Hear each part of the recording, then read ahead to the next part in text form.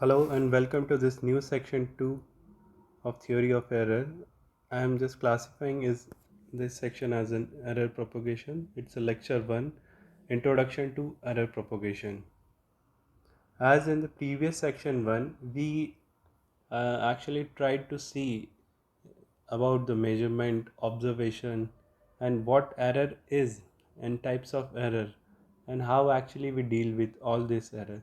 So, all the section 1 was kind of a theoretical, a very much theoretical concept setting thing, where now we have understood and clear about that what is error and types of error kind of a thing. Now in the this lecture, from on this lecture we will try to give some mathematical for aspect, we'll see some mathematical thing about the errors. So before understanding this, we will see that what is the error propagation. As we have in the previous lecture seen that error is inevitable. There will be some error even after reducing of the gross error and the systematic error, some kind of error will be there. So what actually those error also propagate into the final measured or the calculated quantities. So we will see here by an example what is error propagation. Let's say this is a area. This I need to know, I need to measure the quantity of this area. So what I will do, I will measure these two sides. So let's say this is a rectangle, so both sides are equal. Let's say it is A, it is also A. So I will call this A, this is the measured quantity.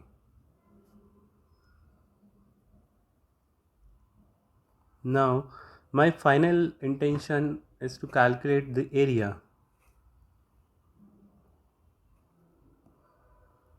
So what I will do now, as we know that the area is equal to A into A. So that's how I will now calculate the area. But suppose, let's say there is some error in this measurement of A, then the final computed quantity of the area will also have some error.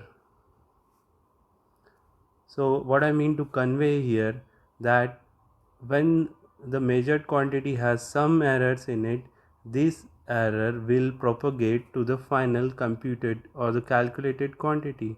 In this example, area will also have some error due to the error in the measured quantity of this length of the side of this rectangle. So now the error has propagated into this final computed quantity.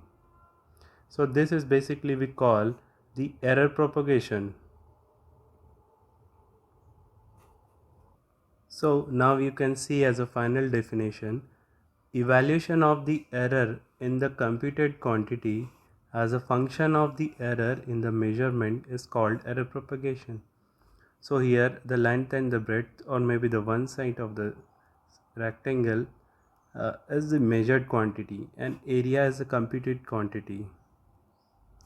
Here area is a computed quantity, and this L and B is the measured.